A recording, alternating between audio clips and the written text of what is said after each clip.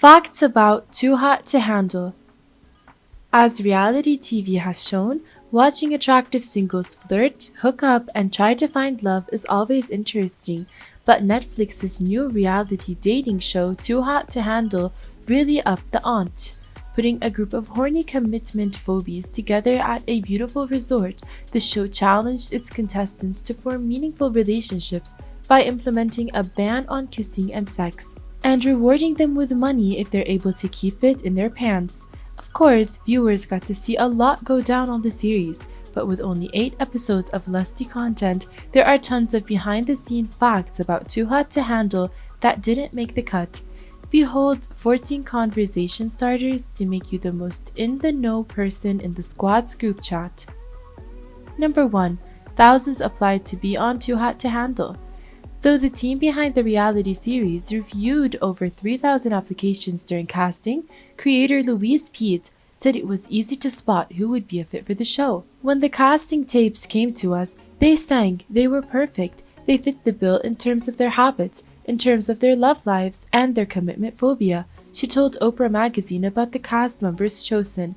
While some contestants applied to be on their series, others were scouted by producers. For example, both Nicole and Chloe revealed to Elite Daily they were approached directly about joining the series.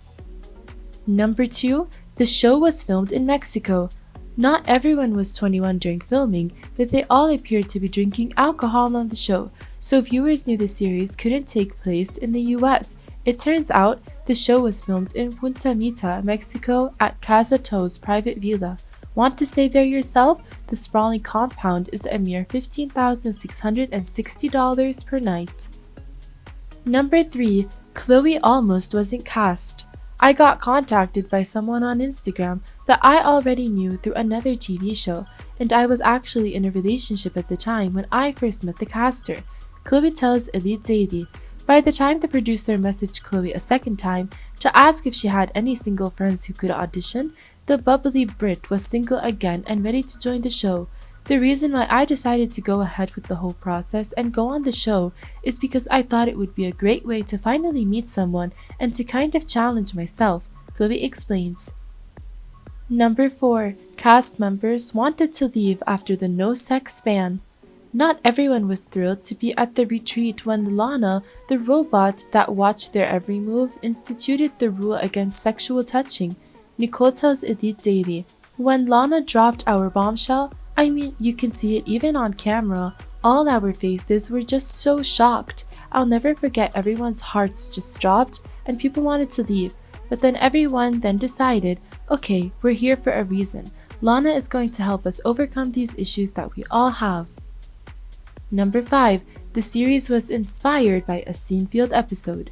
The concept for Too Hot to Handle might seem a bit out there, but it turns out the producers were inspired by something else they saw on television. Show developer Laura Gibson revealed in an interview with Entertainment Weekly that Seinfeld's 1992 episode The Contest sparked the idea for the series. They all had to not masturbate for money, and they all caved, she said, remembering at the time she thought, there's gotta be a show in there. Number 6. Matt was on New Girl and America's Next Top Model. Too Hot to Handle wasn't Matt's first time on television. In 2012, he landed a role on New Girl, where he played Gino, Cece's model co-star. In his main scene, Schmidt was jealous of Cece and Gino's sexy photo shoot on a rocket, and tried to shut the photo shoot down, leaving Cece embarrassed. 2 years later, Matt joined Cycle 21 of America's Next Top Model, sporting a much shorter haircut at the time. He excelled in the first few episodes, but placed 10th out of 13 contestants. Number 7. This was Harry's second reality show. Harry previously appeared on New Zealand's Heartbreak Island, which he won with his then-girlfriend Georgia Briers. They took home a $100,000 cash prize from the show, but the relationship didn't last. Harry and Georgia announced their split shortly after the show hit the air. Number 8. Sharon has also been on TV before. Sharon appeared in an episode of the MTV series Undressed in 2017, on which people, you guessed it, undressed each other. Number 9. The cast ate super well. Nicole told Collider, "We had these personal chefs who cooked us whatever we wanted for breakfast, lunch, and dinner. So for breakfast, we would have huge fry-ups, French toast, pancakes," she said. "And then lunch would be just steak. We had steak all the time. Same with dinner, lovely chicken. It was amazing. Although they ate like royalty, their drink options were a bit more limited. Rhonda told Oprah magazine that alcohol was limited. We only got served in moderation," she explained. Number 10. Cameras were everywhere, even the bathrooms.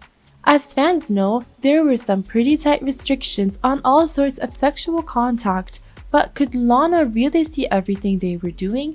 Apparently yes. Bryce told Hollywood Raw that there were cameras everywhere, even in the bathrooms. Fans familiar with the show may have seen a shower scene or two, so this fact might not come as a shock. However, producers insist there were no cameras in the toilet area, but if there was anything suspicious going on in the middle of the night, they would have to be listened to by our transcribers or our producers, Pete explained, adding they had to start deciphering what different levels of breathing meant to determine what was going on behind closed doors. Number 11. Francesca and Harry got creative during their private suite time. Francesca and Harry might have broken quite a few of the rules during their stay on Too Hot to Handle, but when Lana told them they could win back the prize money, they lost by simply not touching each other during a private overnight stay in the Villa's retreat. They redeemed themselves a bit. "We kind of just decided for both of us that we are going to make it a fun night, kind of make it a joke and play some games and not take it too seriously, because we agreed that if we were to get into nitty-gritty conversations and start talking about our emotions, the emotions would take over and we would start losing money and breaking some rules." Francesca tells Elite Daily, "We were going to prove ourselves that we didn't need to get physical to express the way we feel toward each other." Number 12. Lana is basically a super nanny. Apparently, there are two celeb inspirations for Lana. We think of Lana as Mary Poppins meets Ellen DeGeneres. She's also a bit of a super nanny as well, creator Louise Pete explained to Oprah. Number 13. Producers made up rules as the show progressed. While the concept of the show was set in stone before filming, a lot of what unfolded on screens can be attributed to some on-the-spot decisions by the producers. For example, the cost of each violation wasn't established until the rules were actually broken. They also didn't decide how they were going to allocate the prize money until the end. The decisions evolved very organically while filming, creator Pete explained to People. "We realized quite early on that everyone was learning, and if they weren't learning, for example, then they would naturally be asked to leave because they weren't progressing in the retreat. When to bring in new contestants was also a fluid discussion. Depending on the group dynamic and depending on the story that was happening at the time, we would bring people in as a way to bring a bit more energy to the retreat. It also added a little bit of temptation, which was great for us," Pete said.